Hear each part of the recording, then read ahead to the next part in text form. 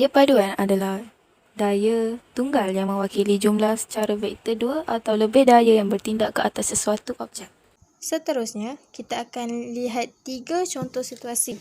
Yang pertama, daya FA sama dengan daya FB. Maka daya paduan adalah sifar dan berada dalam keadaan pegun. Yang kedua, daya FA adalah lebih kecil dari daya FB. Maka daya paduannya akan bergerak ke kanan. Manakala yang ketiga pula, daya FA lebih besar daripada daya FB.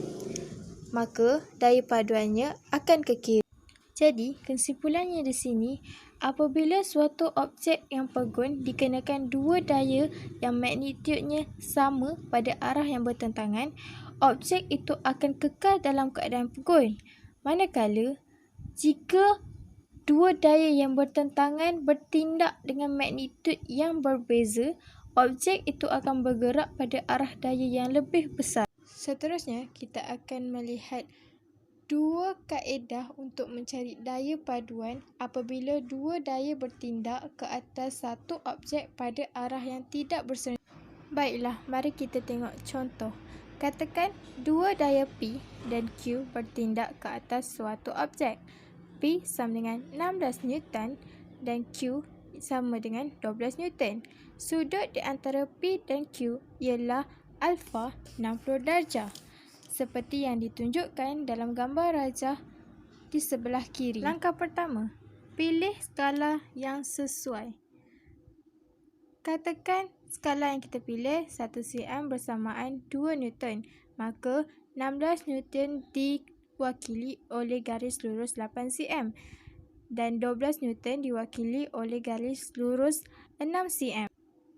Seterusnya 2A, lukis garis lurus AB panjangnya 8 cm untuk mewakili daya P. Perhatikan, garis lurus AB panjang 8 cm dilukis mewakili daya P. Langkah 2B, DB tandakan sudut 60 darjah. Kemudian, jangan lupa untuk menandakan sudut 60 darjah. Langkah 2C, lukis garis lurus BC panjang 6 cm untuk mewakili daya Q. Seterusnya, langkah ketiga A, lengkapkan segitiga ABC menggunakan pembaris. Langkah 3B, AC ialah daya paduan F. Langkah 4, ukur panjang AC. Gunakan pembaris dan didapati panjang AC ialah 12.15 cm. Langkah 4, gunakan skala untuk menghitung magnitud daya paduan F. AC sama dengan 12.5 cm, F sama dengan 12.15 darab 2 bersamaan 24.30. Seterusnya langkah kelima, ukur sudut theta di antara daya paduan F dan daya P menggunakan jangka sudut. Theta adalah 25 darjah. Daya paduan F bersamaan 24.30 Newton membuat sudut theta bersamaan 25 darjah dengan daya P. Jadi, begitulah cara untuk menggunakan kaedah segitiga daya. Seterusnya, kita akan lihat kaedah segi empat selari daya. Langkah pertama, pilih skala yang sesuai untuk melukis garis yang mewakili magnitud daya.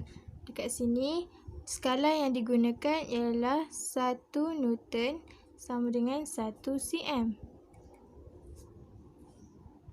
Langkah kedua, dengan menggunakan pembaris dan jangka sudut, lukiskan daya F1 dan daya F2 dari satu titik untuk membentuk dua sisi bersebelahan segi empat selari seperti gambar rajah. Kemudian, langkah yang ketiga, dengan menggunakan jangka lukis, lengkapkan segi empat selari. Lukiskan perpenjuru dari titik tindakan daya. Perpenjuru itu mewakili daya paduan F. Perhatikan, ukur 5 Newton dan letakkan di hujung garis F1. Bentukkan dia Dan seterusnya, ukur 12 Newton dan letakkan di hujung garis F2 dan sambungkan. Kemudian sambungkan semua titik seperti ini.